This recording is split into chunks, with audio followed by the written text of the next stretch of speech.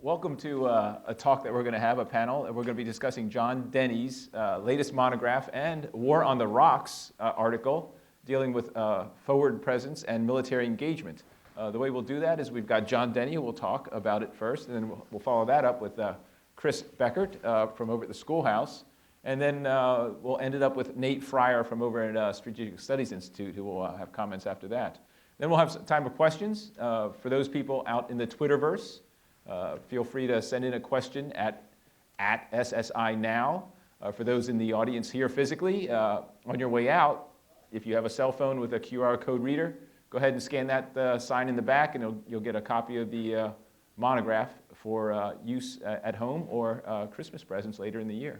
So, John Deni, you want to start it off? Lenny, thank you. First, I want to thank Lenny for chairing this panel and my co-panelists for joining me up here today. My name is John Deni. I'm a professor of national security studies, a research professor at the Strategic Studies Institute, the think tank or the research arm, if you will, of the Army War College. And the monograph that this event is centered on came out about a week ago, about a week and a half ago. It is available for free to download from the SSI website, and that is www.strategicstudiesinstitute.army.mil, and it's available now. Now, the monograph is entitled Military Engagement and Forward Presence, Down But Not Out, as Tools in American Foreign Policy. What do I mean by that, down but not out? Well, I lay out in the monograph what I think are 4 trends that have really diminished the perceived value of these 2 tools for American foreign policy. I want to outline those for you just briefly. The first is a sense of failure in terms of using military engagement. And the examples that are most obvious there are, of course, Afghanistan and Iraq. There's a sense that because we weren't able to build partner capacity there, build up indigenous security forces there, and the failures that we've seen, that therefore this whole thing, that is military engagement or what we call security cooperation, really one and the same, is not a very useful tool. The second trend is a continuing trajectory of downsizing of our permanent military presence overseas, especially in Europe. Now, this trend, of course, it's been going on since the end of the Cold War. It picked up some steam, though, and continued over the last 15 years to the point where once we had 250,000 U.S. Army soldiers in Europe. Today, we're down to about 30,000.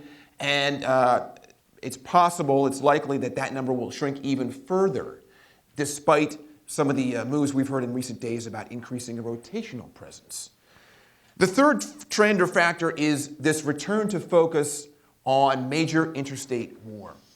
And we see this in the form of, or as seen through the 2014 Quadrennial Defense Review, or QDR report, the 2015 National Security Strategy, and then most recently, the report of the National Commission on the Future of the Army that came out just about a week ago.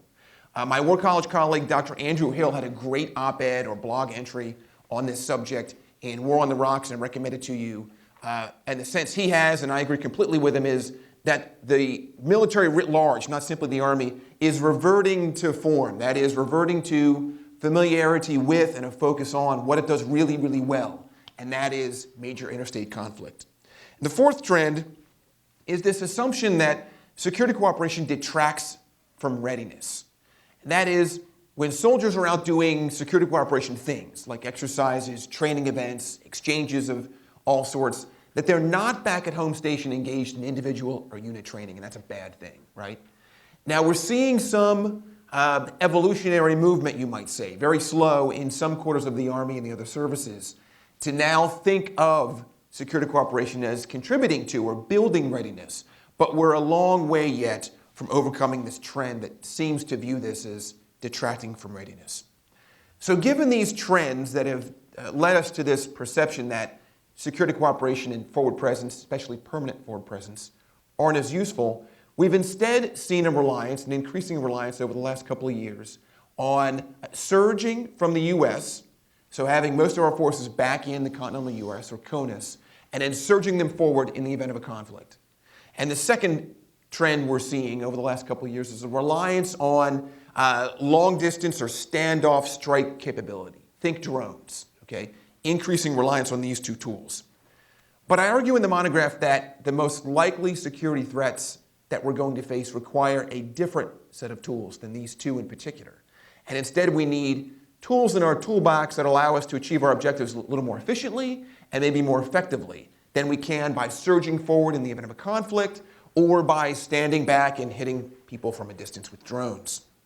And so I argue that security cooperation, when used selectively, not a panacea, but when used selectively, and then forward engagement, especially permanent forward presence, these two things are actually much more powerful tools than I think the current perceptions would lead us to believe.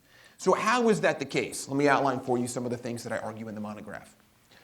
First, with security cooperation, it enables foreign partners to better maintain regional security in their own neighborhoods. Now, again, we have to be selective in how we use security cooperation, and there are examples, as I mentioned, Iraq and Afghanistan, where this doesn't apply. But there are other examples. I'm thinking specifically of a program called GPOI, G-P-O-I. It's the Global Peace Operations Initiative. For a relatively small amount of money, in the neighborhood of $70 to $100 million a year, the U.S. has been able to train over 200,000 peacekeepers for operations across the world. And of course, the poster child for the successful implementation of security cooperation in this regard is probably Plan Colombia, where for about $8 billion over the last 15 years or so, the U.S. has turned around Colombia, which was really feared to be a state on the verge of becoming a failed state, and has now really turned that around. And we're seeing dramatic progress there, politically, economically, socially. Security cooperation, of course, can also build up deterrence and assurance by helping our allies to develop their own capacity and capabilities, and to display for our potential adversaries that we've got this capacity within ourselves and among our allies. It can also build the capacities of future coalition partners. You know, we have a long tradition in this country of wanting to fight in coalitions and actually fighting in coalitions, and we need to be able to build the capacity of foreign partners to be there when we call for their assistance. Security cooperation can also help us to build our own capabilities to work then with our partners, right? I mean, it's not just one-way learning. We don't just go out and instruct foreigners on how to do things in terms of tactics, techniques, and procedures, but we learn as well things from them that enable us to better operate in coalitions. So again, security cooperation, not a panacea, as evidenced by some obvious examples, but other cases do point to success. And what I think we need to do is do a better job within DoD and perhaps the government at large of picking out what the key variables are for success. And I outline a couple of those within the monograph, but a couple of obvious ones would be parallel interests between the government that we're working with and the majority of its citizens. And of course, another obvious one would be the capacity of the partner government to both absorb the assistance we're providing and then to actually make use of it. So with those caveats in place, engagement or security cooperation can be a pretty helpful tool. Now let me turn now to forward presence and how I think that can be used more effectively in our foreign policy. First, it's a primary means really of deterrence. And here it is more effective than surging from CONUS in deterring both by punishment and in deterring by denial. Far more effective tool. Secondly, it's a more effective tool for responding to crises. If there are emergent crises, we've got a very poor history of predicting where the next conflict will be. It's more effective for us, more efficient response if those forces are overseas, an ocean closer, in either East Asia or in Europe to be able to respond to those crises. Thirdly, this permanent forward presence can provide en route infrastructure, no matter where the crisis is, right? A couple of years ago, we thought Europe was a zone of peace. Even if that were still the case and Russia had not done what it's done in Ukraine, we would still want the infrastructure Europe provides to access operations we might have to pursue in North Africa, in sub-Saharan Africa, the Middle East, and beyond. And then finally, interoperability is also aided by a permanent forward presence. Evidence shows that permanent presence is more effective at building interoperability for hybrid conflicts than a rotational presence is. And that's something I think we should focus on. Now, there's this debate, of course, between those that argue that rotational presence is a more effective use of our tax dollars than permanent presence is, but I think the data there is really far more mixed, nuanced.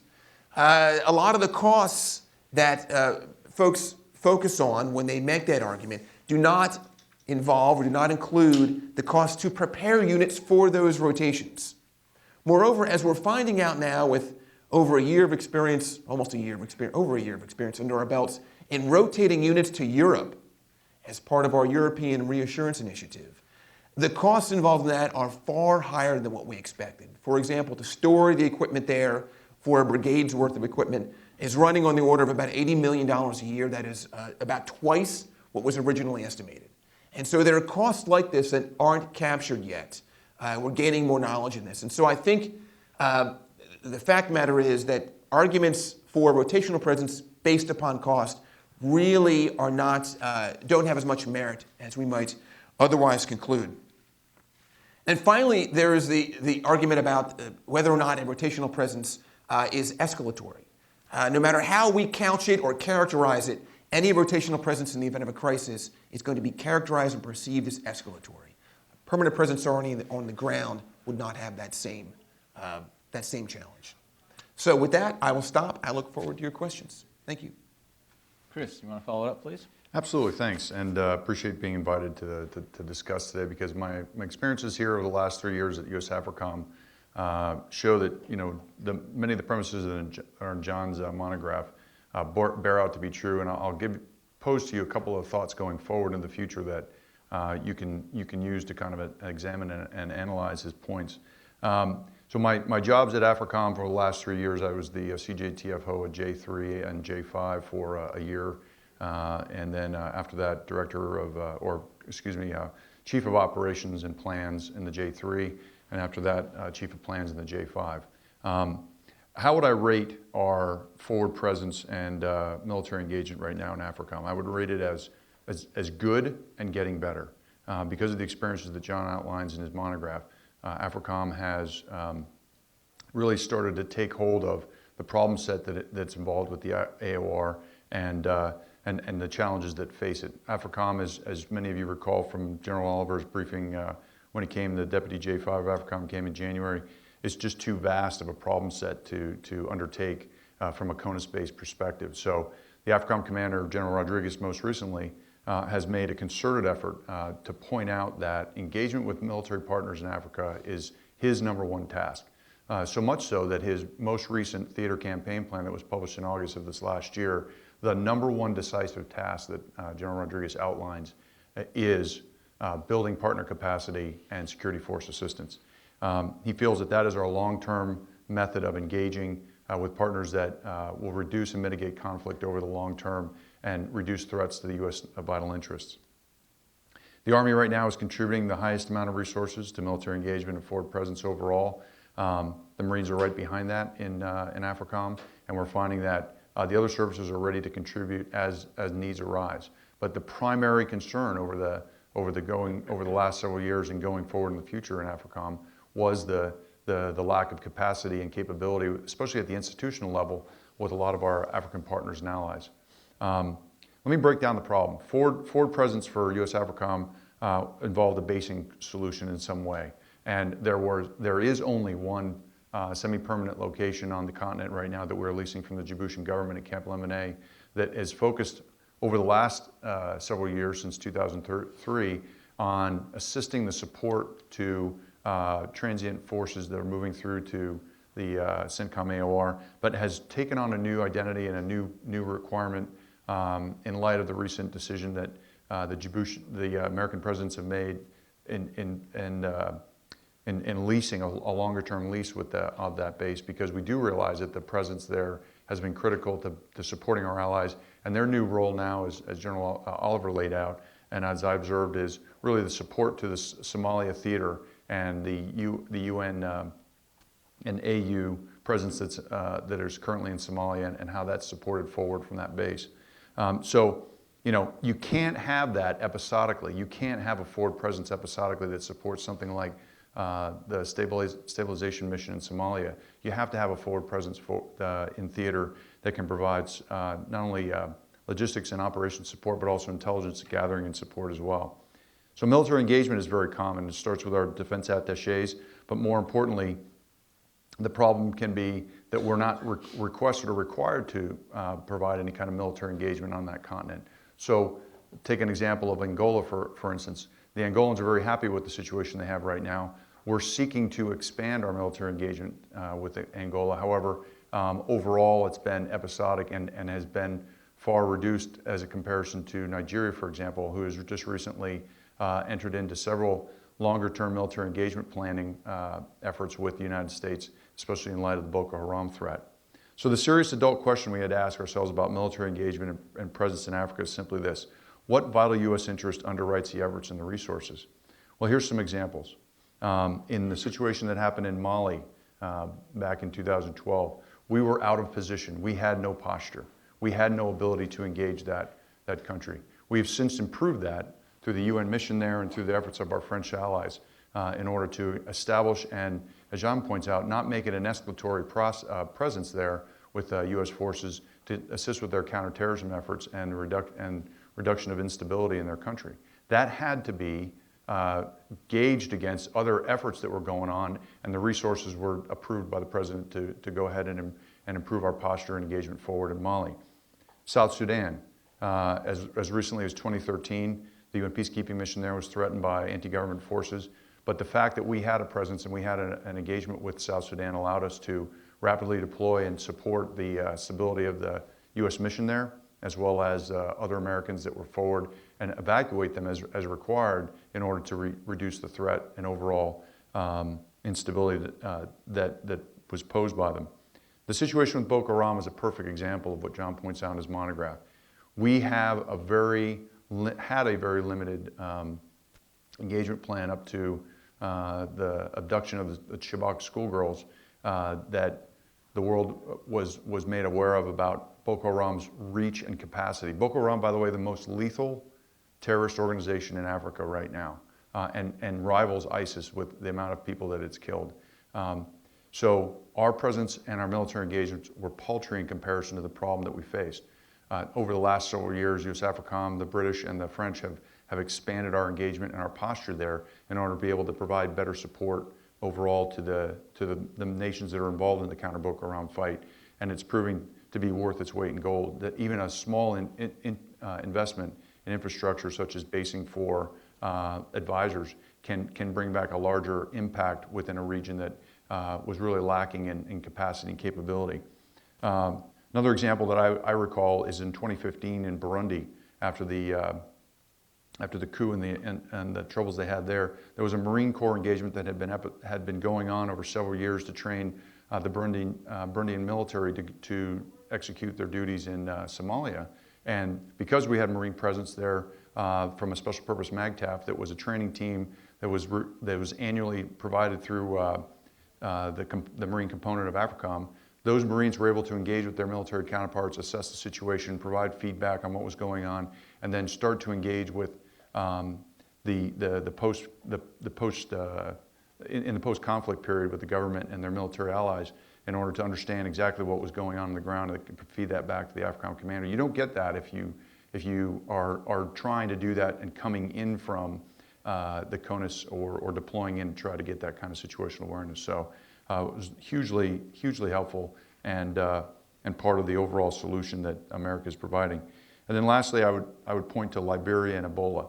Our training of the Liberian military through our security force assistance programs there were instrumental to our ability to rapidly project power and build a network that could counter the spread of the Ebola virus, and was critical to the U.S. efforts that we proposed to national security leaders as far as how the military could assist with USAID's lead in providing support to the West African medical crisis that was going on with Ebola. So, those types of efforts and investments were critical to the success and highlights, I think, the big points that come out in the monograph for me, which is that you can't make it up as you go. You have to invest now in military engagement and forward presence. So I'd ask you to consider Libya as we go forward. And where will Libya go now in light of the Italian president's recent visit this week to see our president and talk about the Libyan problem? Do we have posture? Do we have presence? Do we have an engagement with that military that will help us develop solutions in the future? And what will that take? So thanks for your time today. I'll look forward to your questions. Thanks, Chris. Nate, what would you like to add? So, excuse me. Thanks for having me, John. It's great to be here. Not surprisingly, I'm in a slightly different place on some of these questions, and so let me just lay out some of my views on this. I mean, I think first of all, let me just give the thumbs up to John's effort. I mean, to actually take on the issue of security cooperation, posture, and presence at a time when it's not particularly popular is by itself an admirable task, and I definitely salute you for what you did with the monograph. So let me just say, look, I'm going to make some brief comments on posture, presence, and engagement, and my own perspective on it in light of current U.S. defense strategy. Right. So the bottom line is, frankly, in all three of these areas, that we're in trouble. Okay, and it's a problem of our own making, and the problem actually starts with hubris. Okay. Since 1991, at least through 2001, essentially every single major military choice, posture choice that we made was made laden with a fair amount of hubris. We didn't believe that we would be challenged in trying to re-enter regions. We believed that even if we were in a region, that our facilities would be inviolable and invulnerable to attack. The litany goes on and on and on. And the sad news in this is that the road to recovering our preferred levels of military freedom of action around the world will, if we do in fact want to do that, will be costly, humbling, and sometimes extremely uncomfortable. I think the bottom line is our forces around the world are no longer where they need to be, in the right number and configuration, and with the proper strategic and operational outlook for the contemporary environment. And let me just throw on top of that sort of a paid political advertisement. What complicates that, frankly, is that our forces themselves, the composition and shape of the forces themselves, are probably wrong for the contemporary environment as well. The Army probably needs to be more mobile, modular, expeditionary, and agile. The Air Force probably needs more platforms, less manned, and more expeditionary in its outlook. The Navy needs to go underwater increasingly, be unmanned and more stealthy. And frankly, the Marine Corps will have to increasingly become more self-sufficient, mobile, and resilient. But on top of that, let me talk about some of the foundational assumptions that go into what I think about posture, presence, and engagement. First, and John's heard this a million times, the DoD and our partner military institutions face two broad defense-relevant challenges. One comes from unfavorable order, one comes from disorder, right? They compete constantly in the defense establishment, right? The former, unfavorable order, comes from states encroaching on or attempting to change an international system that we largely built and that we are advantaged by, right? This is manifesting predominantly currently in the Western Pacific, Northeast Asia, the South China Sea, the East China Sea, Eastern Europe and the Baltics, and the Persian Gulf and Levant, right? Basically the world. The latter, disorder, is the often violent dissolution of or effective resistance to traditional political and security orders around the world upon which the United States and its partners rely on for their own security and the security of their interests. This is in large measure, you're seeing this play out in a lot of ways, at least from, if you're looking for a clinic in this, you can look from what is essentially a civil war that's now raging from somewhere midway through North Africa all the way to the Arabian Sea. And then one point on that, the problem is we boil that down to, that latter one, we boil down in defense calculations, we commonly boil that down almost exclusively to terrorism, right? But terrorism is a symptom of that issue. It's not actually the problem, okay?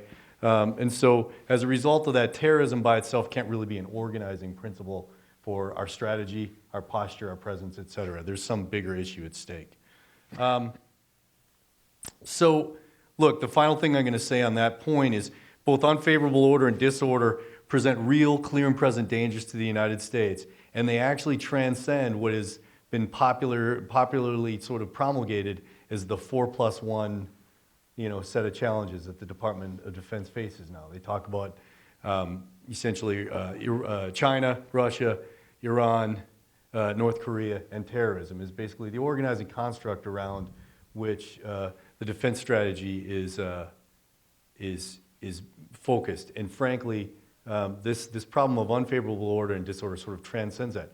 They are definitely, those 4+1 definitely fall in sort of the purview of that, but those are manifestations of this bigger two-pronged problem. So the other thing I'd sort of point out, and it really just underscores this disorder problem, right? Well, we actually engage in this high political wrestling match with some of these bigger states, Russia, China, Iran, for example. I mean, all that is actually occurring on quicksand, right? And the international order upon which we actually rely and advantage ourselves is increasingly in play, and that's where that wrestling match is occurring between us and other great powers. But also, inside states and regions, I think pointed out very aptly by the Colonel here, it's easier and frankly more appealing for the governed to unite against governments, right? That's number one. Second, information travels at app speed, right? It no longer travels by the speed of the telephone or even internet. It travels as quick as you can move your thumb across a touch screen. And as a result of that, identity and socialization are no longer just a function of your proximate culture, your upbringing, and your formal education. And if you don't think this has a fundamental impact on both security and insecurity, then you are sorely wrong. And then finally, the means of destruction and disruption are no longer solely in the hands of either powerful states or frankly states at all, right? These are now sort of distributed and becoming much more stretched out. So there's an inherent challenge, I would submit to you, there's an inherent challenge inside DoD right now between these two. John talked about sort of opting, what DoD's basically done is opted for the unfavorable order challenge, right? They basically said, look, we're gonna push our chips in the middle of the table.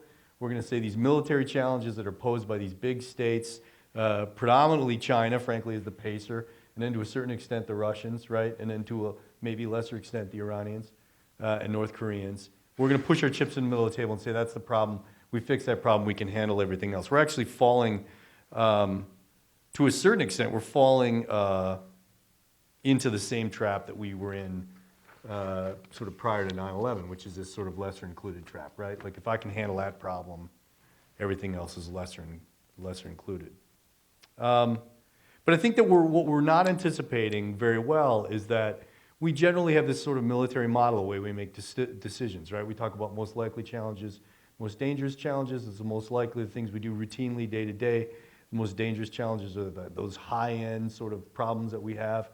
And essentially what we're missing is we're missing the potential for the marriage of both high likelihood and high consequence. Essentially we've said, look, the most dangerous are the high consequence things that aren't necessarily as likely. But what we've seen really over the last 15 years is actually the problems of high consequence and high frequency are actually starting to merge, right? We were fundamentally altered by 9/11. What we did since 9/11, since that one single terrorist attack was altered by 19 guys flying airplanes, right? And we suddenly went on a coin revolution. We fought 2 wars in 2 disparate regions of the world. We stomped all over the world killing terrorists and continue to do that today. But the point is that we frequently, the things we plan on doing, all those nice war plans that sit on shelves, are generally not the things we do. What we do is we venture quite frequently into the known unknowns. And those are the things we're not postured and ready to do. So make no mistake about it, U.S. military advantages are eroding. They're eroding at the high end and they're eroding at the low end, okay? We no longer, U.S. power projection is increasingly in grave doubt. U.S. forces will be increasingly challenged to operate in theaters with the level of freedom of action that we've preferred to over the last 25 years in any kind of operation, not just high-end military operations against a state opponent. And frankly, the A2AD challenge, the one that's talked about most frequently in the halls of the Department of Defense, and the thing that the third offset strategy is largely focused on, right, is not limited just to the high-end military threat, right? The high cost of finite capabilities and the scar tissue associated with the human cost of the last 2 wars, right, certainly changed the calculation, the risk calculations of military strategists and policymakers as it applies to even operating at the low end of the spectrum of conflict. So what I would submit is the irony is at the very time that we should be operating in strength forward across all joint domains to preserve the U.S.'s strategic and operational freedom of action. We're instead increasingly returning to CONUS and hoping we can return when the time is required in a crisis. And as we all know here as military professionals, hope is not a method, right? So let me talk about, real quickly, let me talk about the 5 principles I think presence and engagement should be predicated on. First, and this is where I differ a little bit with John, and I'm very interested for a conversation. First, we need to focus on permanent presence, not on permanent stationing, right? So what do we need by that? We need to be forward, but the forward presence needs to be more rotational, more mission-tailored, and more adaptable to changing regional and global conditions, right? So you can't just plop down your forces out there in the world and think that they're good for a decade. You're going to have to continuously sort of rotate capabilities and forces in different compositions in order to take on the new challenges. Second, err on the side of distributed expeditionary presence versus large fixed bases, okay? In the contemporary environment, a constellation or menu of smaller, more distributed, warm facilities is far preferable to a much more limited number of large fixed installations. There aren't any Air Force officers in here, are there? By any chance? Oh, yeah, that's right, Larry. Yeah, you are. So the golf course has got to go, Larry. I'm sorry. Distribution has to, and I would say that the other thing that's important on this is distribution has to reflect anticipated operational demands first, right? Just because it's customary that we've been in a place doesn't necessarily mean we automatically have to be in that place either constantly or permanently, right? And then in order to maintain this sort of distributed network of bases, you need to routinely exercise base operations and exercise occupation and use quite frequently. Third, be present and engaged to enhance and demonstrate 2 things, commitment and capability. Not just simply to be there, right? We can't just be out there in the world to be there. It's interesting when you talk to the combatant commands, sometimes they often talked about, being worried that they're doing things just to do them, right? And I think we need to definitely, in an era of finite resources, we need to get away from that. The positioning and employment of forces around the world must be purpose-driven and focused on potential operational demands first, is the bottom line. Fourth, I think we need to routinize regional military operations. It gets to the point John was making, right? If you are going to actually not be permanently stationed, but permanently present, which means you're going to have to predicate some of this on rotational forces, right? That needs to be routinized in a way that doesn't look escalatory to your major competitors many times, right? What we tend to do is we tend to sort of hedge our bets a lot of times, or we slow down tempo at certain times, or whatever. But if you're going to actually be permanently present, making, sending signals, demonstrating capability and will to your allies and your competitors alike, you need to routinize that activity, right? And then finally, and this is a bigger idea, but this is one I think is really, it sort of ties them all together. We need to actually collectively within the joint community become better at mission tailoring our forward forces, right? So it's a radical idea, frankly, especially in the Army, but we need to link force generation and force shape and composition as one.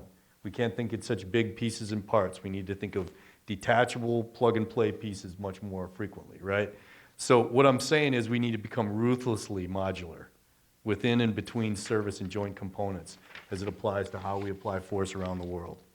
And then we need to routinize and routinely employ non-standard packages of forces around the world because frankly, every situation doesn't need a standard MU or a standard BCT or a standard formation. Many times, especially in the problems that John describes, you need hybrid, you have a hybrid problem, you need a hybrid force to actually take it on. And then finally, on this point, my last point, as it applies to this mission tailoring of forces, you need to make necessity and not equity the driving force behind mission tailoring. And by that, what do I mean? If it doesn't require Air Force forces or Army forces or Marine forces or Navy forces in a particular situation or set of circumstances, it just doesn't, right? It doesn't require, doesn't have to be equity across it.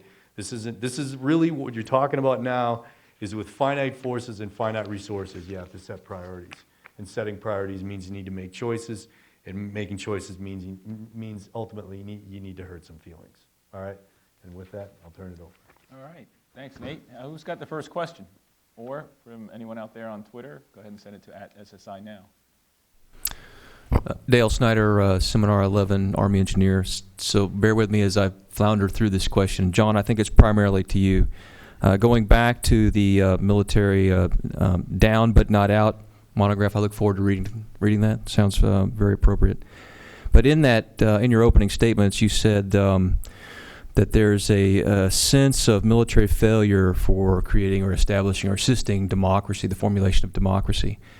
And when you were talking about that, I'm thinking that, for tactical and operational, the military has been extremely successful, and I think someone would have a hard time explaining or providing, some examples where that is not the case. It's that other thing at the other end, the far right side, where the establishment of a transition and then turning back over to a civilian institutions and those sort of things. And maybe that's where my question lies there. Is it that the military failed in those areas, or is it that the objectives at that side of the spectrum aren't very clear or well coordinated among a more holistic government effort? And in saying that, John Petraeus and Odierno, and one of our prime examples, they did a part of that, and they were the connective tissue in many ways to the governance there. However, there are other elements of power that, when I was there and then since, it seems like they didn't have as great a presence, or didn't have as great a participatory presence in creating that governance. And I wonder if the capability requirement there, and that element on the far right side of that spectrum, is the issue that we're really talking about, and less so with the strategic military capability. And it's more towards that, what we may call as, national strategic objectives or something of that nature. Could you kind of talk to that for a moment? And I'm talking about that far right side. Planning, coordinating, all the elements of power that are required to build nations. Yeah, I mean, you raise a good point. In fact, I don't know if you were here for a panel discussion we held here at the War College back in October, but that was the subject, and Nate was here for that as well. That was the subject of another discussion on another monograph in which the panelists and myself addressed how and whether the military was being handed these sort of non-traditional tasks, right? The interagency whole of government solution set kind of failing, frankly, over time, as we've seen, and the military continuing to be handed these tasks that they're not really trained, equipped, or manned to handle. But getting back to the beginning of your question, I think you're right. The evidence is mixed. There's plenty of evidence to support the fact that when it comes to TTPs, tactics, techniques, and procedures, the military, the U.S. military, can do a very good job of conveying that information to an open training audience, and that training audience can then take that in and do great things. But there's a popular conception when they look at the successes of the Taliban on the ground in Afghanistan, or the loss of Mosul in Iraq, the collapse of the Iraqi military, that our U.S. military really isn't as good as we think it is at those tasks. Now, I'll leave that judgment for another time, but I think it's important to recognize that that is indeed the popular perception out there beyond the walls of the Pentagon. With regard to these other tasks that the military often gets saddled with, these whole of government things, as you said, at the far right of this spectrum, clearly, as I mentioned, the military is not equipped, manned, trained, structured to deal with that. And yet, no other arm or entity within our government, in the executive branch, is either. And so you've got folks at both ends of Pennsylvania Avenue, in the Congress and in the executive branch, the leadership of the executive branch, who look to the military as the go-to agency for this sort of stuff, right? This problem set that can't be fixed because they've got money, they've got more manpower, human resources than most other federal agencies, and because the attitude in the building, it's sort of your cultural milieu is, hey, we can do that, right? It's a can-do attitude. And so, I think the outlook is really, frankly, not very positive. This was the conclusion, again, of this other monograph, of this other panel discussion we had. My sense is that the military is going to continue to be handed those kind of, frankly, messy operations, stability operations that involve whole of government solutions, that involve governance solutions. And unfortunately, I think the future is one of muddling through. It's not very positive. Go ahead. Thank you. My name is Frank Malgarejo. I'm with Seminar 21. My question really, I think, is an extension of what Dale asked. But, the bottom line is security cooperation, security assistance, engagement, to me, falls squarely within the shoulders of that geographic combatant commander. And coming from Southcom, we've had the opportunity to do engagement. But what I'm curious about and knowing is that in your research, the recommendation or the recommendations from the panel, is it an issue of lack of authorities? Is it an issue that a geographic combatant commander who's responsible for his theater campaign plan, responsible for a theater security cooperation plan, is missing something? Are the authorities not there that allow them or allow us to go ahead and build capacity? That's one. Number two, in your article and the research that you've done, the partner nation gets a vote, and then the interagency partners also get a vote. So if you're dealing with regional bureaus that might perceive militarization going on because of what DoD is trying to enable, then that's another hurdle or obstacle that you have to face. So I'm just curious, on the article that you've written, everything that the panel's discussed, got it. I mean, that's given. But what are the recommendations, and where do you see us going? I mean, besides saying that it looks bleak. I can answer that. When AFRICOM was rolled out in 2008, the then J5 of AFRICOM briefed a collection of African officers in Washington, D.C. as a way of introducing the fact that a combatant command was being stood up to deal with the strategic and security concerns for Africa. Most of the African officers from that meeting thought that AFRICOM was designed to A, take over all security requirements in Africa, and B, militarize the continent.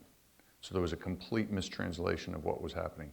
It wasn't until a year later that General Ward went to South Africa at a meeting of the CHODs and MODs and actually had to re-clarify what AFRICOM and the Geographic Combat Commanders were designed to do, because it's a foreign concept in many cases to our partners and allies what Geographic Commanders have the authority and permissions to do. So when we were constructing the most recent theater campaign plan for AFRICOM, I got a chance to be on the leading edge of that and help build that. The number one concern that the combatant commander had was, what permissions and authorities do I have to execute forward presence and engagement? And the answer is very little.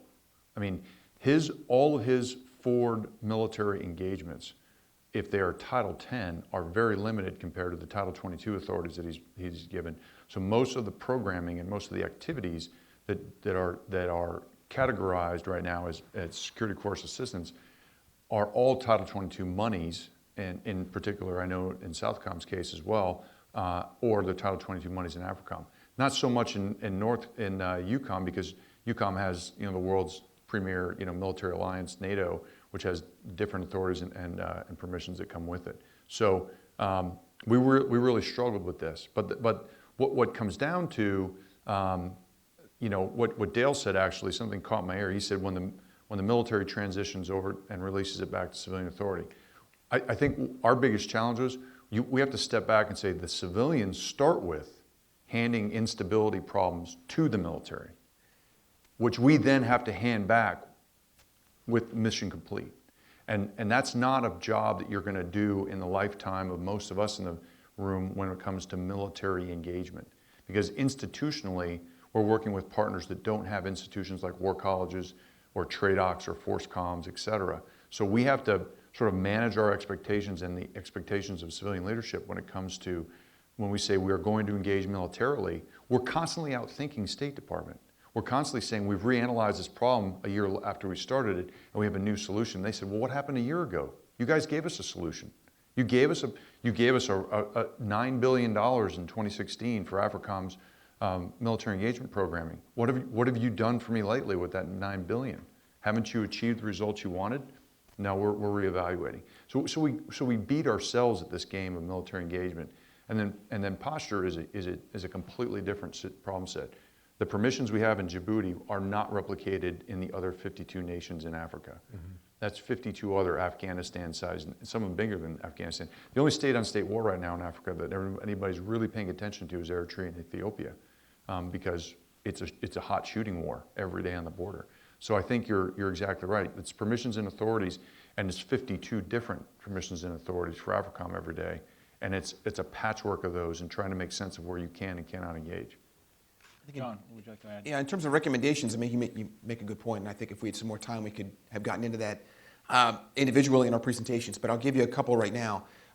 First, with regard to what the combatant commanders and the component commands can do, I think there are some areas in terms of the authorities, but also importantly the funding pots, and making it easier for those that are responsible for putting together these events, activities, et cetera, out in the field, to have a single source that they go to. I mean, if you talk to folks at UCR now that are in charge of putting together an exercise, they're pulling from 10 different pots of money to try to get a multinational event that has a ton of goodness in it, but because of the various requirements for this pot of money and that pot of money, they've got to pull from all these different sources.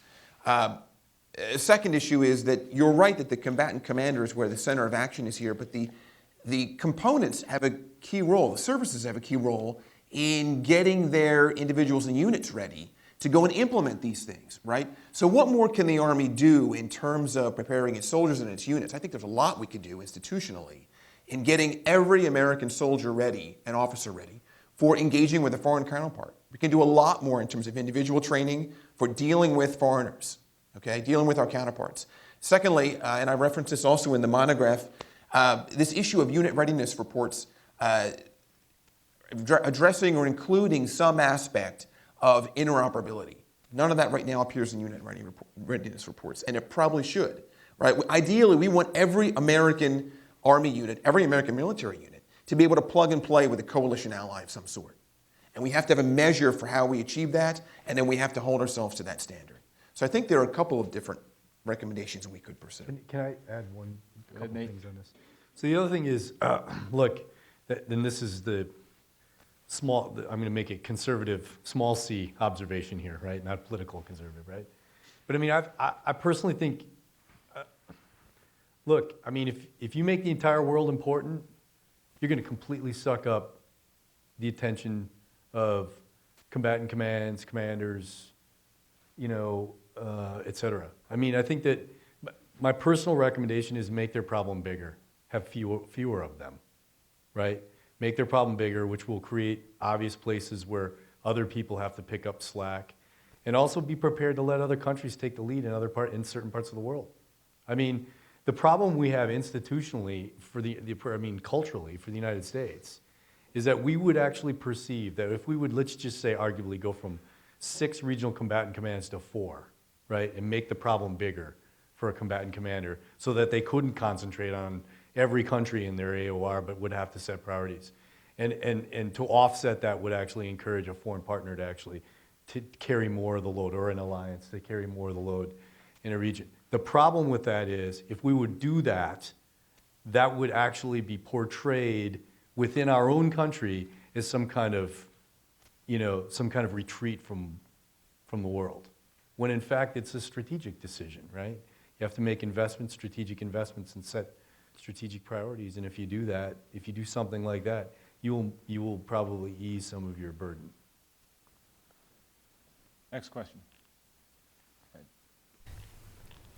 Good afternoon. My name is John Baker. I'm a U.S. Army Engineer Officer, Seminar 8. Thank you for your time. And my question is in response to the most recent comment there. And I'm interested in your thoughts on the greater participation and U.S. leadership in existing alliances, such as UN, NATO, or others, vice U.S. unilateral or U.S.-dominated efforts that we've been involved in significantly. Thank you. I'd like to tackle that one. I can talk about it, but if you want to... Nate, why don't you go first, and John, you follow. Okay. So, first of all, I've come completely full circle on the UN, to be perfectly honest. I think we should be doing a lot more with the UN, which I wasn't there probably a couple of years ago. Because I think actually there is great value in demonstrating part of our problem is we want burden sharing, but we only want burden sharing on our terms, right? And many times our engagement with partners is perceived from the other side as us wanting to generate more bullet catchers for the United States, right? So I think that we would actually make a great deal of money, quote unquote, by being, by playing in institutions like the United Nations, as an example. I do think actually we have to dispense under certain circumstances with this notion that the United States has to be ultimately in charge in order for us to contribute to certain missions around the world. And I mean, that includes some warfighting missions, right? We have to be more comfortable. I mean, we have Five Eyes partners, we have allies that we have worked with year in and year out, and we have to be comfortable subordinating U.S. forces to their competent leadership, and being okay with that. But we're not there yet, right? And I think that this is another situation where bold, presidential leadership in that regard would be absolutely skewered publicly as, handing U.S. forces over to a foreign leader, blah, blah, blah, blah, blah. When in fact, that's one of the foundational elements has been one of the foundational elements of our strategy for quite some time. I mean, basically in World War I, we fought under foreign leadership, right?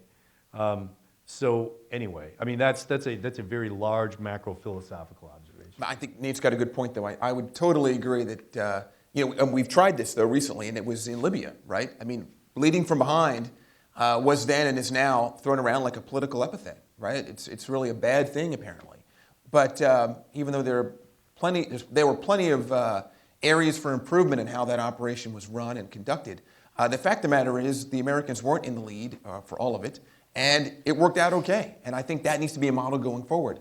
But when we look at, and I think your question was really about the utility of relying upon existing alliances versus coalitions of the willing, perhaps. I think the great benefit of an organization like NATO is that it provides us a common language of a sort, right? I mean, there are standards within the alliance that all the allies are supposed to be able to use and to play at. Of course, there's mixed performance, and I get that. But it provides a common baseline, okay? The problem is now at 28 members, soon to be 29, the alliance is often an unwieldy tool for conducting coalition operations. And so what we see is this sort of satisficing solution where we get NATO politically, at the political level, to give a blessing to some operation, and then the U.S. and a couple of other major allies has to go hat in hand to try to get some countries to play on the ground. That's kind of challenging, and it gives the rest of the alliance a bad name when we have to do that.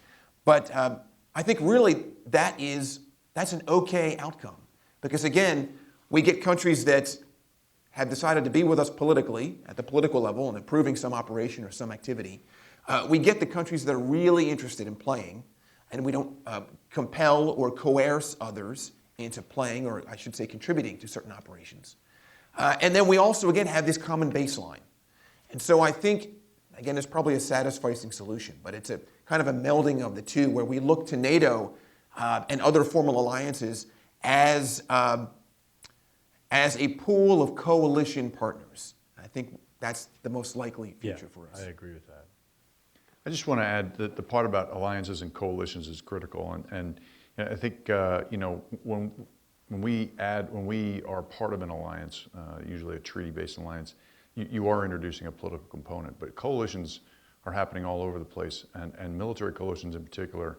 The one that just formed to counter Boko Haram in particular is of interest to me. I mean, the Lake Chad Basin Commission is a group of environmentalists. It's essentially a Sierra Club.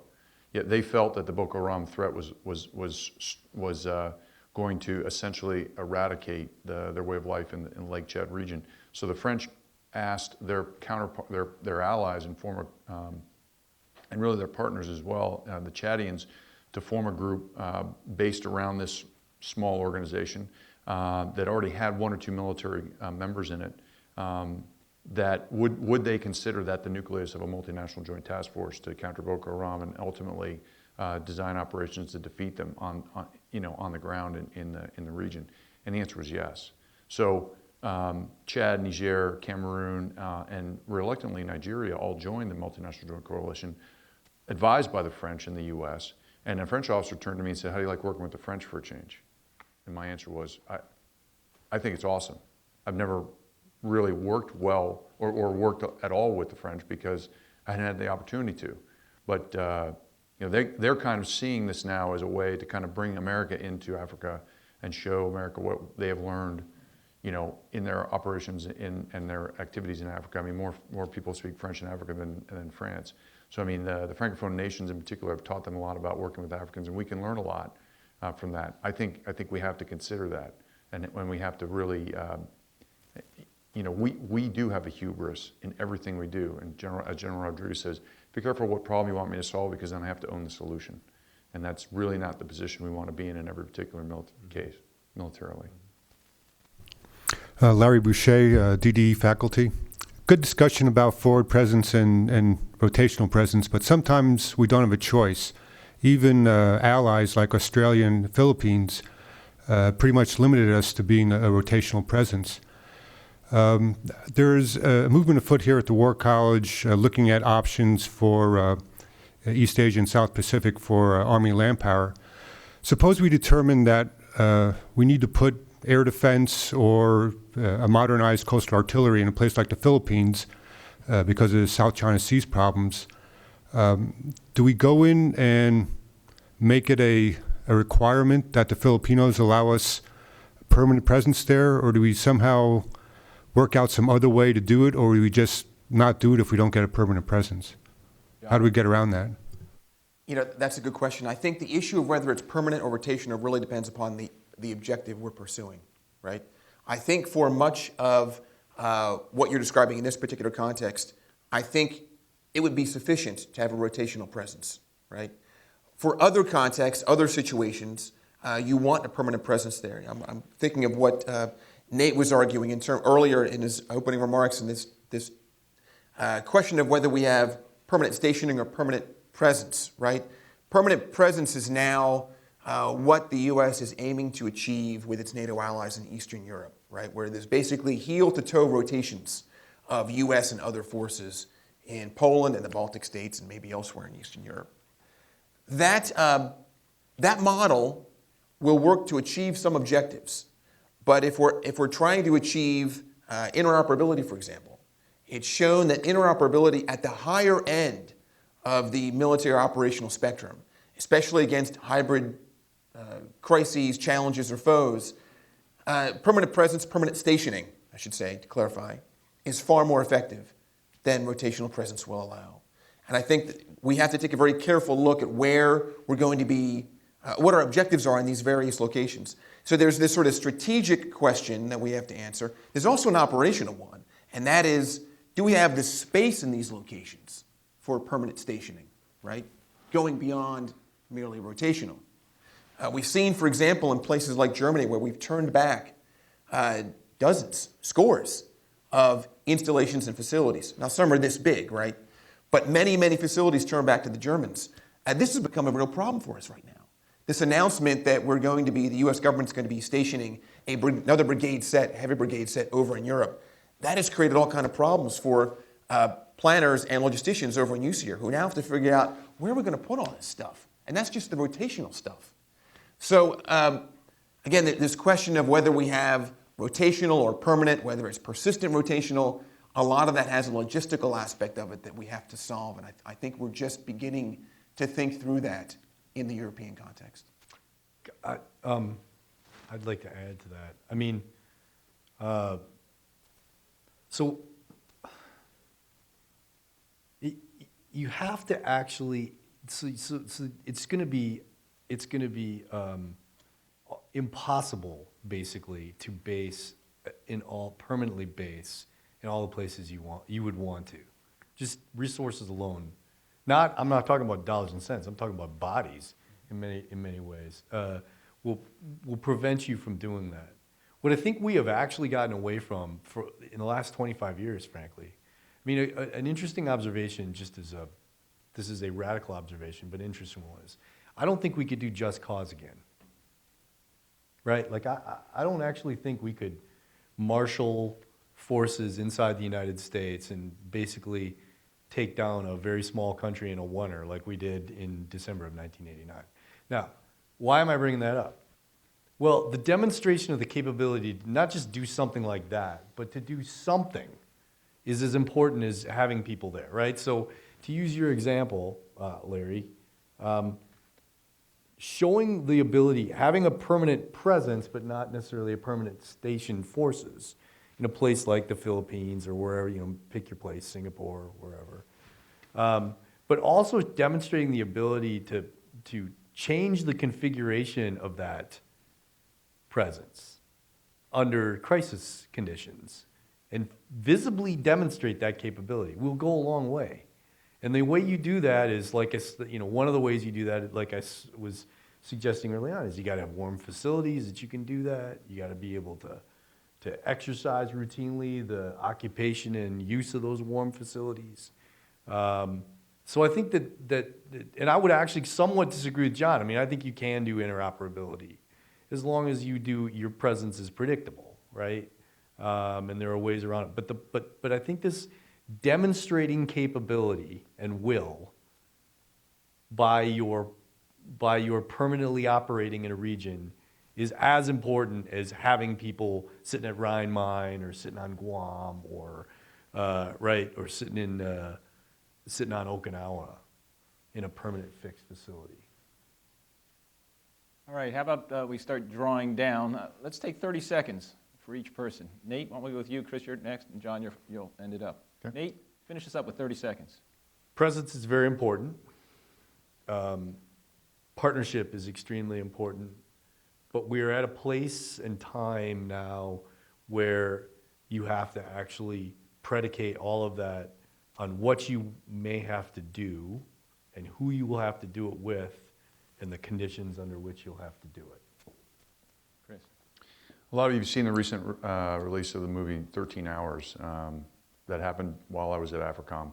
Our ability now and our mandate from the President to secure diplomatic posts across Africa goes to the tune of 15 high-risk, high-threat posts that every day diplomats know that the U.S. military and AFRICOM in particular is the only capability that they have to be secured, reinforced, or withdrawn in crisis. You can't have any of that without any kind of firm agreement with your military allies in those countries through engagement or with some type of forward presence in order to increase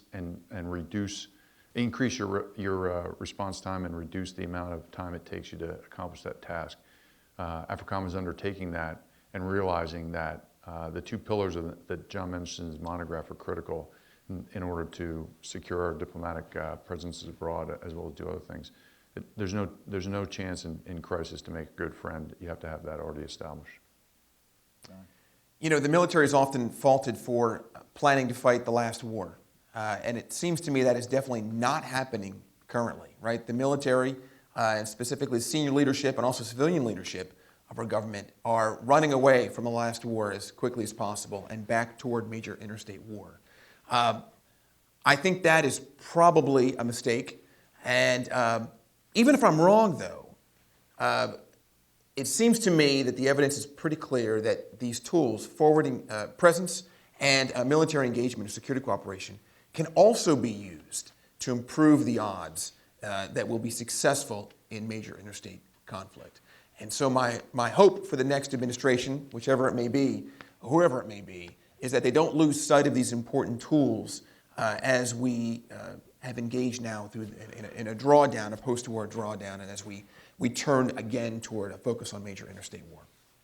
Well, thanks to the panelists, Nate Fryer, Chris Beckert, John Deni. Thanks to the physical audience and our virtual audience. We'll talk to you next time.